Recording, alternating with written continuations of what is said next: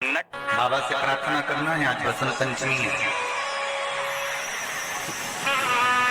लोग कहते हैं बसंत पंचमी के दिन माता सरस्वती का प्राकट्य हुआ है। स्कंद पुराण कहती है बसंत पंचमी के दिन ही महादेव ने ब्रह्मा जी के कहने पर माता सरस्वती को नटलीला करते हुए बड़े आनंद से माता सरस्वती को स्वर प्रदान किए थे। इसलिए आज मेरे महादेव दुनिया के लोगों को बहुत देते हैं। तो आप भी दिल से बाबा से प्रार्थना करना, जहाँ जगह मिले वहां बैठकर हमारे साथ में उच्च स्वर में आपकी आवाज हमारे तक आना चाहिए। बाबा से मूल मंत्र का स्मरण करना।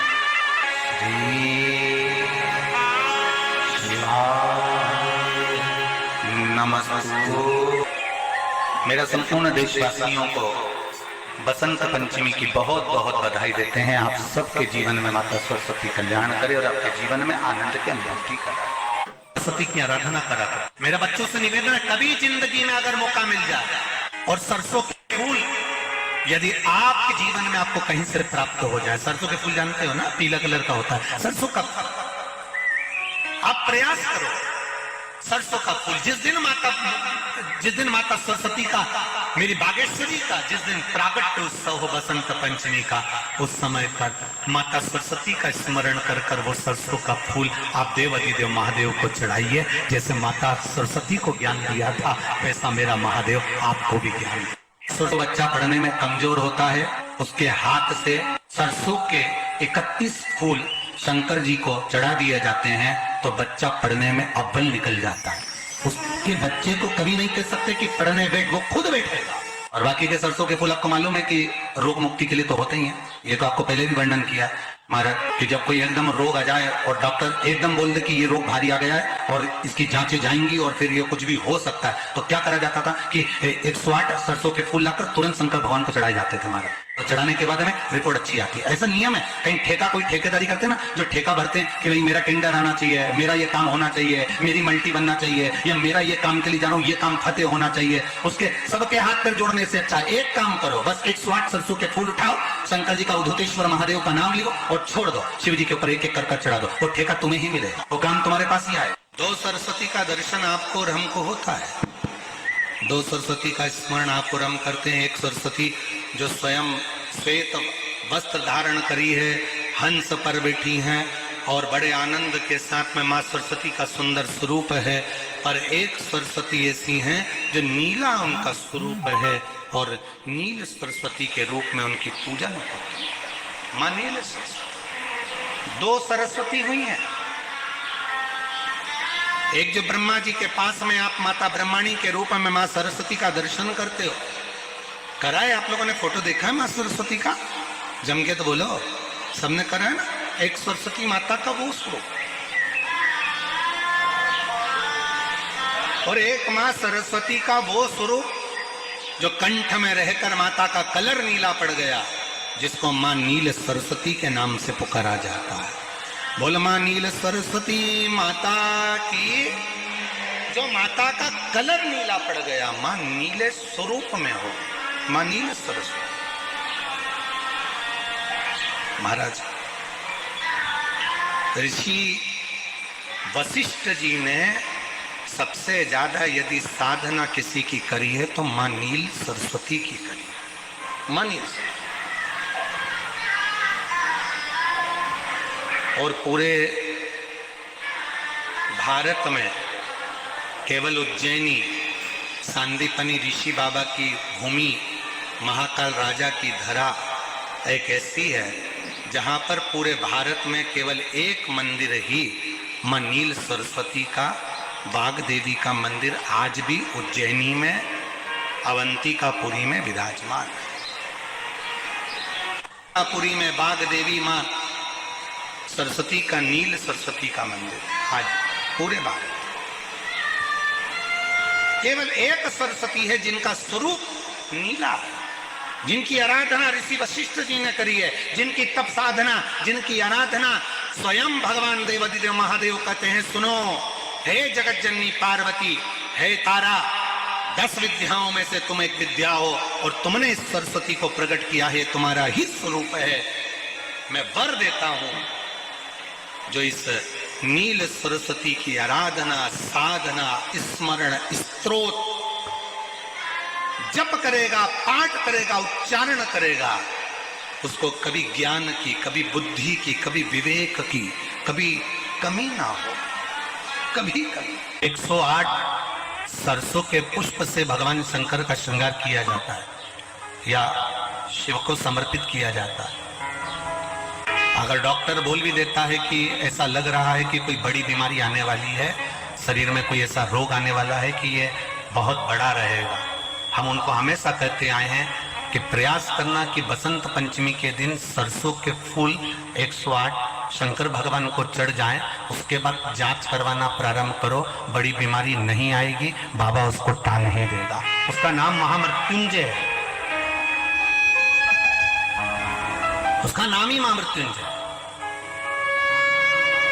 और हमने पहले भी बैतूल की कथा में कहा था कि सरसों का जो पुष्प होता है, कोई आप कार्य करने के लिए जा रहे हो, कोई ठेकेदारी करने के लिए जा रहे हो, उसमें भी सरसों का पुष्प देवादिदेव महादेव के लिए बहुत प्रबल होता है, बहुत बसंत पंचमी। आज माता सरस्वती जी की तो जन्म उत्सव तो हम मना ही रहे हैं, प्रागट्य उत्सव तो हम मना ही रहे हैं। हम आज माता सरस्वती का पूरा देश, पूरा भारत माता सरस्वती का उत्सव मना रहे हैं, पूरा देश मना रहा है। माता सरस्वती का उत्सव इसलिए मना रहा है कि ये विद्या की देने वाली है, स्वर की देने वाली है, संगीत की देने वाली है और संपूर्ण जीव को रसतत्व प्रदान करने वाली है। पर यदि कोई माता सरस्वती जी से पूछे कि उनको स्वर देने वाला कौन है,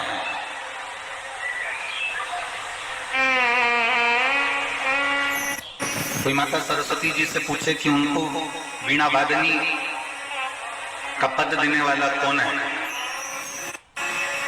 शिव महापुराण की कथा कहती है अगर सरस्वती माता को भी स्वर देने वाले हैं, संगीत की विद्या को भी अगर विद्या देने वाले हैं, तो केवल एक देवादिदेव महादेव नटराज हैं, जिन्होंने माता सरस्वती को भी स्वर प्रदान किया। और उन माता सरस्वती ने संपूर्ण विश्व को, उन माता सरस्वती ने संपूर्ण जगत को, उन माता सरस्वती ने संपूर्ण विश्व में अपनी अविरल भक्ति को, अपने स्वर को, अपने संगीत को, जनमानस को प्रदान किया।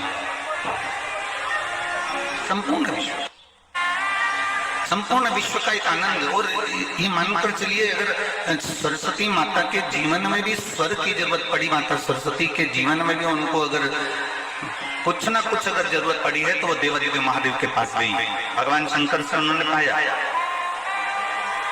और मेरी कुशीनगर की जीजियों और मेरे कुशीनगर के जीजाओं, मेरी बेटियों, बेटाओं, मेरी माताओं, मेरी बहनों, अपने जीवन में एक बात उतार कर रखना, जब माता सरस्वती को वो स्वर दे सकता है महादेव, लक्ष्मी को जब नारायण दे सकते हैं मेरे महादेव, माता जानकी को राम दे सकते हैं मेरे महादेव, माता रुक्मणी को कृष्ण दे सकते हैं मेरे महादेव, ब्रह्माणी को ब्रह्मा दे सकते हैं मेरे महादेव, तो आपको भी खाली नहीं रख सकते मेरे महादेव, देंगे, ये निश्चित है। और बसंत पंचमी से आप अगर आज कथा सुनने के लिए बैठे हो, तो यहाँ बसंत की शुरुआत है। बसंत का मतलब मालूम है ना कि सारी दुनिया को आज के दिन से परमात्मा ने खूब रंग में डुबो दिया है। आज के दिन से बसंत में बसंत की शुरुआत हो रही है, तो हम आपसे भी कहेंगे, भोलेनाथ जी से इतना जरूर कहना 7 दिन की कथा में कि हमें जिंदगी में पहली बार कुशीनगर वालों को और संपूर्ण देशवासियों को बसंत पंचमी के शुरू में शिव महापुराण की कथा मिल रही है। हमारी जब भी कथा चलती थी तो बसंत पंचमी बीच में पड़ती थी, पर बसंत पंचमी से शिव पुराण कभी प्रारंभ नहीं हुई, वो केवल कुशीनगर में। इतनी कथाओं का वाचन किया, पर बीच में कथाओं में बसंत पंचमी पड़ गई, पर बसंत पंचमी से कथा की शुरुआत नहीं। और हम कई बार आशीष जी को ये बात बोल चुके कि ऐसा स्कंद पुराण में लिखा हुआ है कि बसंत पंचमी से अगर कभी कोई पुराण का प्रारंभ होता है और जो उसको श्रवण करता है, तो जैसे बसंत में, बसंत के रंग में पूरी पृथ्वी डूबती है, वैसे ही शिव महापुराण की कथा को कोई दिल से बसंत पंचमी से सुन ले तो उसकी जिंदगी भी खुशी में डूब जाती है। खुशी में। सरस्वती जी का एक नाम शारदा है। क्या नाम है? जम के बोलिए जरा। शारदा। ये शारदा नाम कहां से पड़ गया? सरस्वती माता को शारदा नाम किसने दिया था? भाई नामकरण होता है तो हमारे यहाँ तो आज भी नियम है हमारा कि बुआ कोई नाम बताती है, मामा जी कोई नाम बताते हैं और दादाजी कुछ बोलते हैं। कोई बोलेगा टिक्कू, कोई बोलेगा पिक्कू, कोई बोलेगा कुछ, सबके नाम अपने अपने रहते हैं। कोई प्रेम से क्या बोलता है। तो सरस्वती का शारदा नाम किसने प्रदान किया था? माता सरस्वती को शारदा संबोधन किसने दिया था? माता सरस्वती को शारदा का संबोधन किस समय पर प्रदान किया गया था? जिस समय पर शंकर और पार्वती भ्रमण पर निकल रहे थे और भगवान ब्रह्मदेव सरस्वती को ढूंढ रहे थे, और माता सरस्वती को ढूंढते हुए ब्रह्मा जब भगवान शंकर की साक्षी में पहुंचे हैं, तब भगवान शंकर से ब्रह्मदेव ने कहा, आप कहीं सरस्वती को देखें तो मुझे भेजिएगा, मेरे पास में भेजिएगा। शंकर भगवान ने उसी समय पार्वती से कहा, पार्वती, जैसे एक स्त्री जो पतिव्रता धर्म का पालन करने वाली है, एक नारी पतिव्रता धर्म का पालन करने वाली होती है, पति को परमेश्वर मानने वाली होती है, पति के चरणों का रसतत्व ग्रहण करने वाली होती है, तो वो पर पुरुष का स्मरण नहीं करती। उसी तरह एक पति जो अपनी अर्धांगिनी के साथ में रहे और अर्धांगिनी के साथ चले, तो पर नारी का स्मरण नहीं होना चाहिए। तो एक काम करो पार्वती, तुम उस सरस्वती को बुलाना प्रारंभ करो। अब पार्वती जी ने कहा, सरस्वती तो मेरी बहन जैसी है, सरस्वती तो मेरी सखी जैसी है, अब मैं उसको अगर बुलाऊं, आवाज दूं, अच्छा नहीं लगेगा। तो माता पार्वती जब ढूंढते ढूंढते ढूंढते ढूंढते शंकर भगवान के साथ में भ्रमण करती करती पहुंची, तो क्या देखती है माता पार्वती कि एक सरोवर के पास में माता सरस्वती बैठकर सरोवर में अपना मुखाग्रविंद देख रही थी। श्वेत वस्त्र था मेरा माँ का और बड़ी सुंदर गले में माला पहन रखी थी माता सरस्वती ने, और एक सरोवर में माता सरस्वती अपने मुख को जब निहार रही हैं, उस दर्पण के भाव में अपने प्रतिबिंब को देख रही हैं, तब उस समय पर माता पार्वती ने कहा, शारदा, सरस्वती को लगा कि मेरा संबोधन ये किसने कहा। पलट कर देखा, सरस्वती ने कहा, पार्वती तुम? हाँ, मैंने तेरा जो दर्पण में प्रतिबिंब देखा है, तेरा स्वरूप देखा, पर तू इतनी सुंदर है, इतनी सुंदर है, पर तेरा जल में जो स्वरूप देखा ना, वो नीला दिखाई दिया, थोड़ा सा श्याम दिखाई दिया, इसलिए मैंने तुझे शारदा कह दिया। आज भी हमारे मध्य प्रदेश के कटनी और सतना के बीच में मैहर में आज भी शारदा भवानी विराजमान है।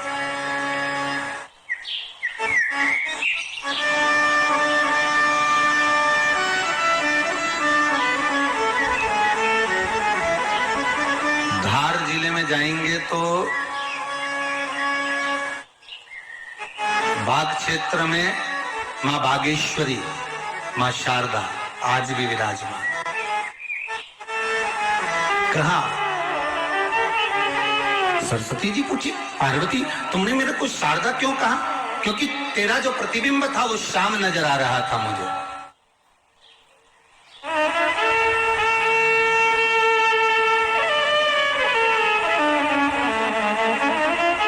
उस प्रतिबिंब को देखकर मैंने तुझे शारदा का संबोधन दिया। तुम्हें ब्रह्मा जी बुला रहे हैं। सरस्वती ने कहा, पार्वती मैया, दीदी, आपने मुझे जो नाम दिया है, जगत के लोग संसार के लोग मुझे इस नाम से जब पुकारेंगे तो ये शारदा, ये सरस्वती स्वयं उसके कंठ पर, उसके मस्तिष्क पर सदा विराजमान रहेगी, ये शारदा बनकर। इसलिए हमारे स्कूलों में, हमारे काव्य ग्रंथों में, हमारे जो कविगण रात्रि को जो काव्य पाठ करते हैं, कविता का स्मरण करते हैं, वो सरस्वती की वंदना नहीं करते, हे शारदे मां, शारदा की वंदना करते।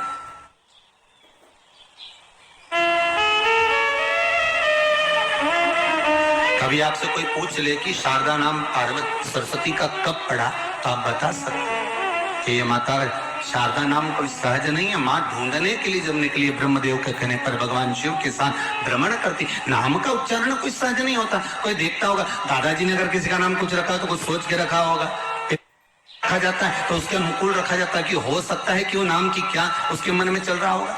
तो शारदा का संबोधन कोई सहज नहीं है। माता सरस्वती का एक नाम शारदा हुआ, इसलिए संबोधन में सरस्वती कम शारदे मां ज्यादा बोला जाता है। आप काव्य पाठ कर लो, नाम जाप कर लो, स्मरण कर लो।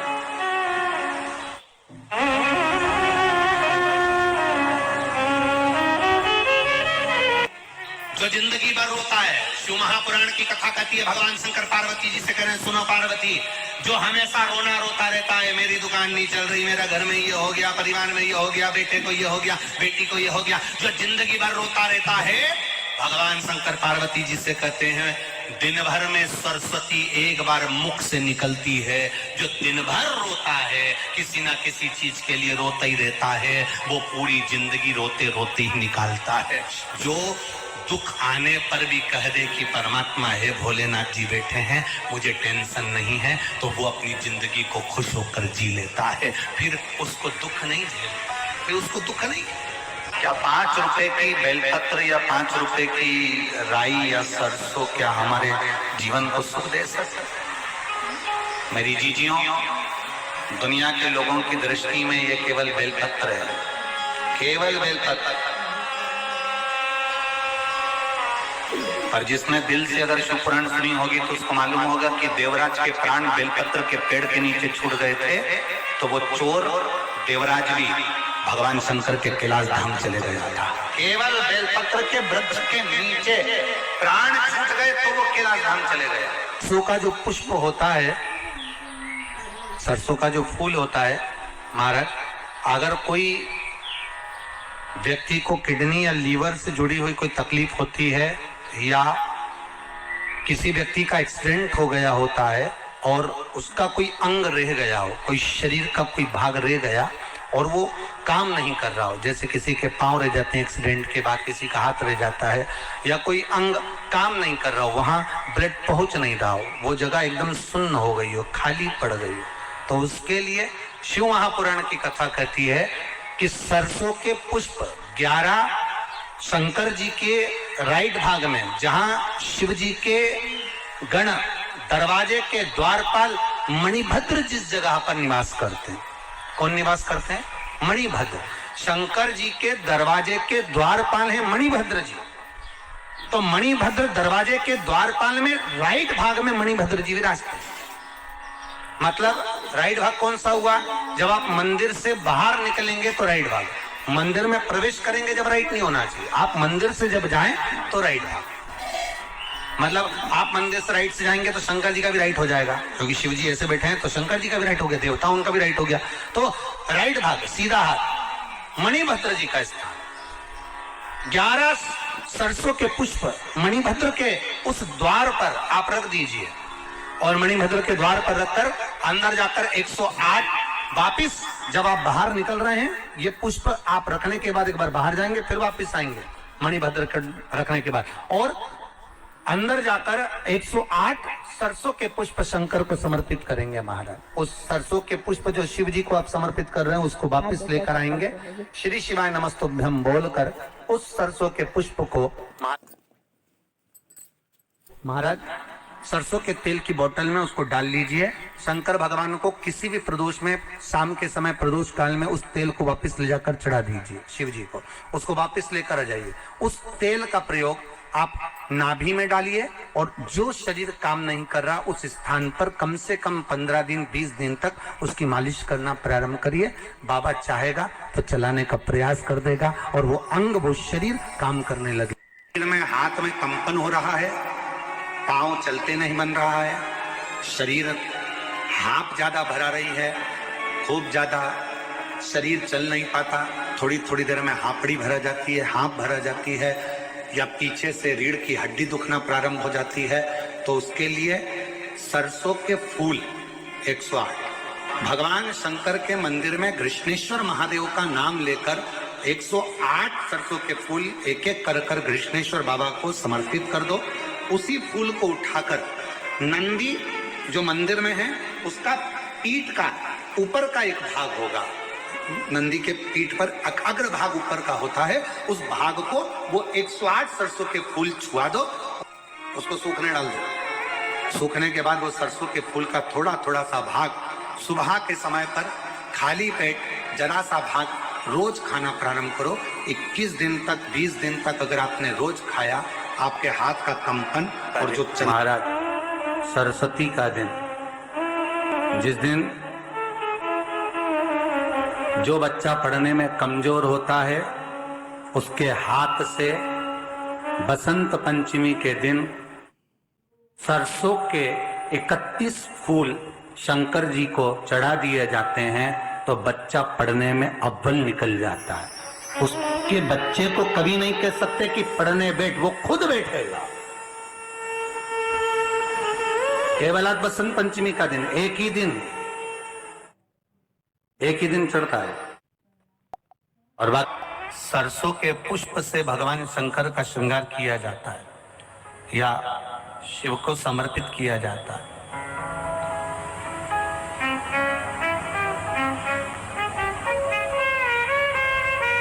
अगर डॉक्टर बोल भी देता है कि ऐसा लग रहा है कि कोई बड़ी बीमारी आने वाली है, शरीर में कोई ऐसा रोग आने वाला है कि ये बहुत बड़ा रहेगा, हम उनको हमेशा कहते आए हैं कि प्रयास करना कि बसंत पंचमी के दिन सरसों के फूल 108 शंकर भगवान को चढ़ जाएं, उसके बाद जांच करवाना प्रारंभ करो, बड़ी बीमारी नहीं आएगी, बाबा उसको टाल ही देगा। उसका नाम महामृत्युंजय है,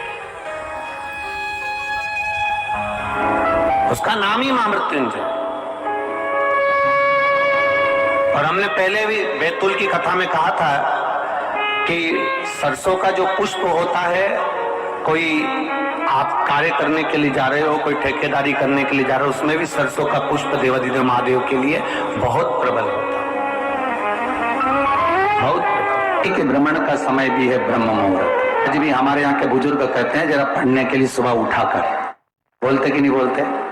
कहते हैं। तो बच्चे कहते हैं मम्मी सोने दो ना, पर माता पिता को मालूम है सरस्वती के भ्रमण का समय है ब्रह्म मुहूर्त, और ब्रह्म मुहूर्त के बाद में सरस्वती महाराज पितरों का समय जब 10:30 का आता है, उस समय तक सरस्वती नित्य स्मरण में भ्रमण पर निकलती है।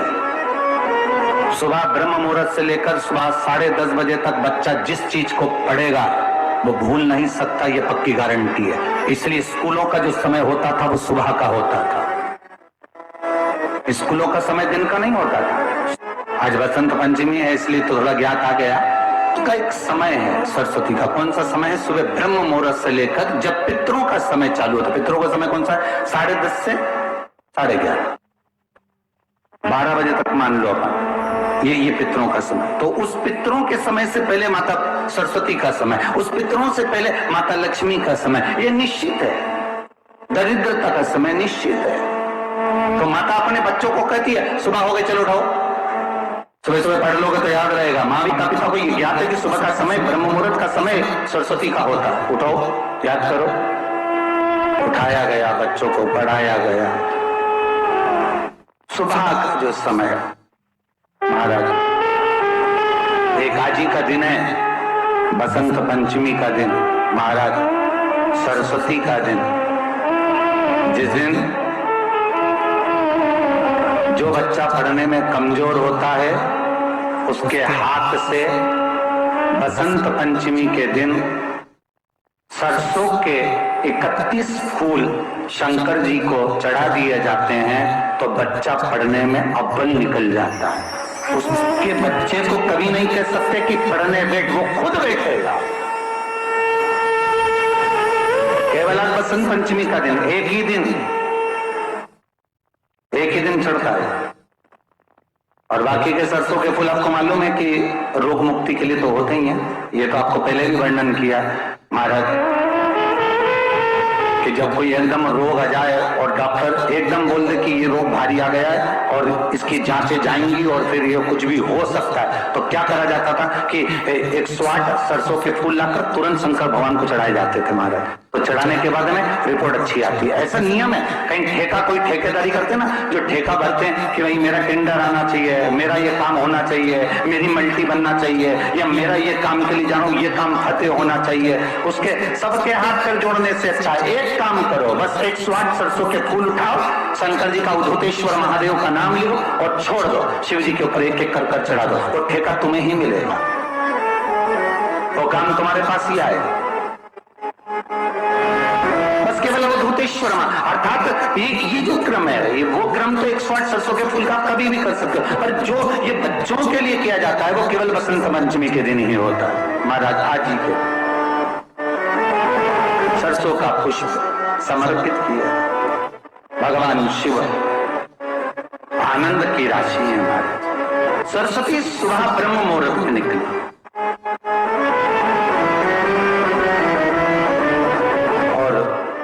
सरस्वती जब ब्रह्म मुहूर्त में निकलती है, वेद और माला लेकर स्मरण करती है महाराज।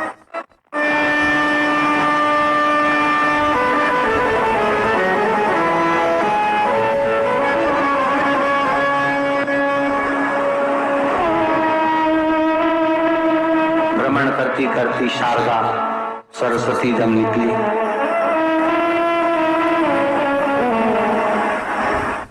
शिव महापुराण की कथा कहती और गर्ग संहिता कहती है, जैसे जैसे सूर्य का प्रकाश तीव्र होते चले जाता है, सरस्वती उस प्रकाश में आनंद बिखरती हुई, वीणा के स्वर देती हुई माता सरस्वती गाती गाती पितरों के समय से पहले ही आलोक हो जाती। बच्चों से कहना चाहेंगे, छोटे छोटे बच्चों से, आप माता सरस्वती की आराधना करा दो। मेरा बच्चों से निवेदन है, कभी जिंदगी में अगर मौका मिल जाए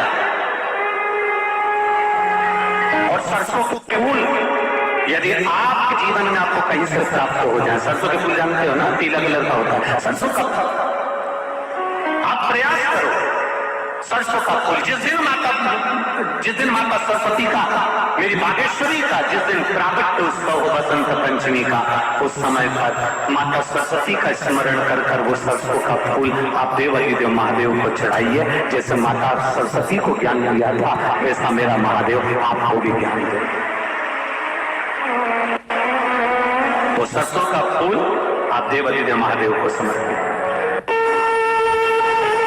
केवल आज बसंत पंचमी का दिन, एक ही दिन शिव को प्रिय है पुष्प में आक का पुष्प, जो आंकड़े का पुष्प होता है शंकर को बड़ा प्रिय है। दूसरे नंबर पर शंकर को प्रिय है शमी का पुष्प, बहुत ध्यान देना महाराज। तीसरे नंबर पर शंकर को प्रिय है महाराज सरसों का पुष्प। सरसों होती है ना, जो राई अपन बोते हैं, सरसों बोते, उसमें पीले कलर का जो पुष्प लगता है। हमारा तो निवेदन रहता है जब तक सरसों आए तो प्रयास करा करो कि सरसों के 108 पुष्प शंकर भगवान पर चढ़ाना प्रारंभ कर दो। महाराज ये पक्का है कि वर्ष भर कोई बड़ी बीमारी आपको घेर नहीं सकती अगर सरसों के फूल शिव को चढ़ रहे हैं तो। और प्रयास करना कि सरसों का जो पुष्प होता है, सरसों का जो फूल होता है महाराज, अगर कोई व्यक्ति को किडनी या लीवर से जुड़ी हुई कोई तकलीफ होती है, या किसी व्यक्ति का एक्सीडेंट हो गया होता है और उसका कोई अंग रह गया हो, कोई शरीर का कोई भाग रह गया और वो काम नहीं कर रहा हो, जैसे किसी के पांव रह जाते हैं एक्सीडेंट के बाद, किसी का हाथ रह जाता है, या कोई अंग काम नहीं कर रहा हो, वहां ब्लड पहुंच नहीं रहा हो, वो जगह एकदम सुन्न हो गई हो, खाली पड़ गई हो, तो उसके लिए शिव महापुराण की कथा कहती है कि सरसों के पुष्प 11 शंकर जी के राइट भाग में, जहां शिव जी के गण दरवाजे के द्वारपाल मणिभद्र जिस जगह पर निवास करते हैं, कौन निवास करते हैं? मणिभद्र। शंकर जी के दरवाजे के द्वारपाल है मणिभद्र जी। तो मणिभद्र दरवाजे के द्वारपाल में राइट भाग में मणिभद्र जी विराजते हैं। मतलब राइट भाग कौन सा हुआ? जब आप मंदिर से बाहर निकलेंगे तो राइट भाग, मंदिर में प्रवेश करेंगे जब राइट नहीं होना चाहिए, आप मंदिर से जब जाएं तो राइट भाग। मतलब आप मंदिर से राइट से जाएंगे तो शंकर जी का भी राइट हो जाएगा, क्योंकि शिव जी ऐसे बैठे हैं तो शंकर जी का भी राइट हो गया, देवता उनका भी राइट हो गया। तो राइट भाग सीधा हाथ मणिभद्र जी का स्थान। 11 सरसों के पुष्प मणिभद्र के उस द्वार पर आप रख दीजिए, और मणिभद्र के द्वार पर रखकर अंदर जाकर 108 वापिस जब आप बाहर निकल रहे हैं, ये पुष्प आप रखने के बाद एक बार बाहर जाएंगे, फिर वापस आएंगे मणिभद्र के रखने के बाद, और अंदर जाकर 108 सरसों के पुष्प शंकर को समर्पित करेंगे महाराज। उस सरसों के पुष्प जो शिव जी को आप समर्पित कर रहे हैं उसको वापस लेकर आएंगे, श्री शिवाय नमस्तुभ्यम बोलकर उस सरसों के पुष्प को महाराज सरसों के तेल की बोतल में उसको डाल लीजिए। शंकर भगवान को किसी भी प्रदोष में, शाम के समय प्रदोष काल में उस तेल को वापस ले जाकर चढ़ा दीजिए शिव जी को, उसको वापस लेकर आ जाइए। उस तेल का प्रयोग आप नाभि में डालिए, और जो शरीर काम नहीं कर रहा उस स्थान पर कम से कम 15 दिन 20 दिन तक उसकी मालिश करना प्रारंभ करिए। बाबा चाहेगा तो चलाने का प्रयास कर देगा, और वो अंग, वो शरीर काम करने लगेगा। मणिभद्र का स्मरण, श्री शिवाय नमस्तुभ्यम, सब बोलिए एक बार जमकर, श्री, अरे पहले बोल दिया, हमारे साथ तो बोलो, श्री शिवाय नमस्तुभ्यम।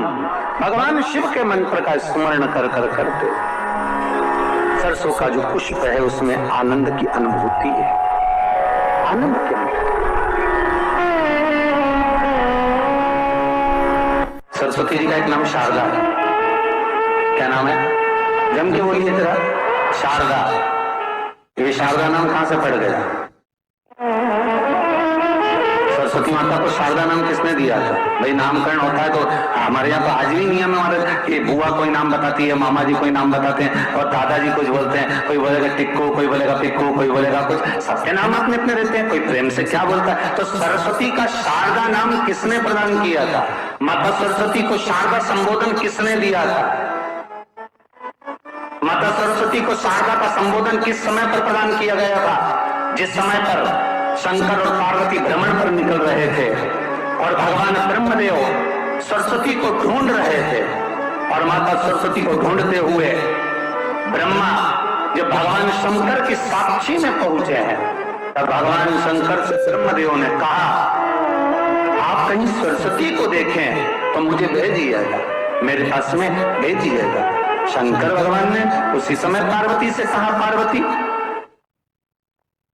जैसे एक स्त्री जो पतिव्रता धर्म का पालन करने वाली है, एक नारी पतिव्रता धर्म का पालन करने वाली होती है, पति को परमेश्वर मानने वाली होती है, पति के चरणों का रस्तत्व ग्रहण करने वाली होती है, तो वो पर पुरुष का स्मरण नहीं करती। उसी तरह एक पति जो अपनी अर्धांगिनी के साथ में रहे और अर्धांगिनी के साथ चले, तो पर नारी का स्मरण नहीं होना चाहिए। तो एक काम करो पार्वती, तुम उस सरस्वती को बुलाना प्रारंभ करो।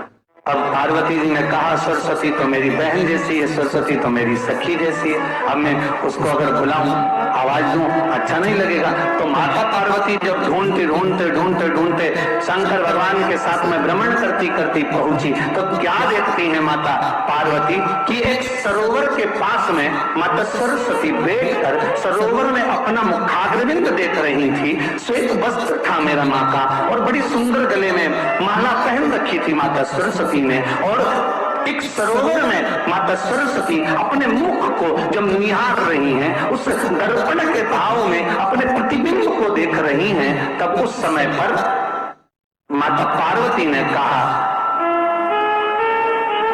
शारदा, सरस्वती को लगा कि मेरा संबोधन ही किसने कहा। पलट कर देखा, सरस्वती ने कहा, पार्वती तुम? हाँ, मैंने तेरा जो दर्पण में प्रतिबिंब देखा है, तेरा स्वरूप देखा, पर तू इतनी सुंदर है, इतनी सुंदर है, पर तेरा जल में जो स्वरूप देखा ना, वो नीला दिखाई दिया, थोड़ा सा श्याम दिखाई दिया, इसलिए मैंने तुझे शारदा कह दिया। आज भी हमारे मध्य प्रदेश के कटनी और सतना के बीच में मैहर में आज भी शारदा भवानी विराजमान है।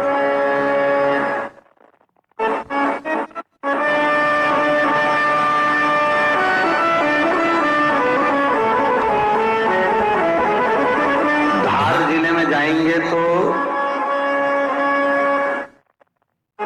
बाग क्षेत्र में मां बागेश्वरी, मां शारदा आज भी विराजमान।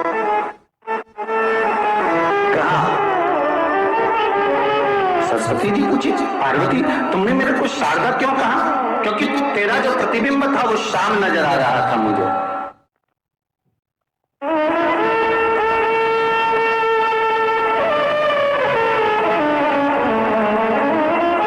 उस प्रतिबिंब को देखकर मैंने तुझे शारदा का संबोधन दिया। तुम्हें ब्रह्मा जी बुला रहे हैं। सरस्वती ने कहा, पार्वती मैया, दीदी आपने मुझे जो नाम दिया है, जगत के लोग, संसार के लोग मुझे इस नाम से जब पुकारेंगे तो ये शारदा, ये सरस्वती स्वयं उसके कंठ पर, उसके मस्तिष्क पर सदा विराजमान रहेगी। ये शारदा बनकर, इसलिए हमारे स्कूलों में, हमारे काव्य ग्रंथों में हमारे जो कविगण रात्रि को जो काव्य पाठ करते हैं, कविता का स्मरण करते हैं, वो सरस्वती की वंदना नहीं करते, हे शारदे मां, शारदा की वंदना करते।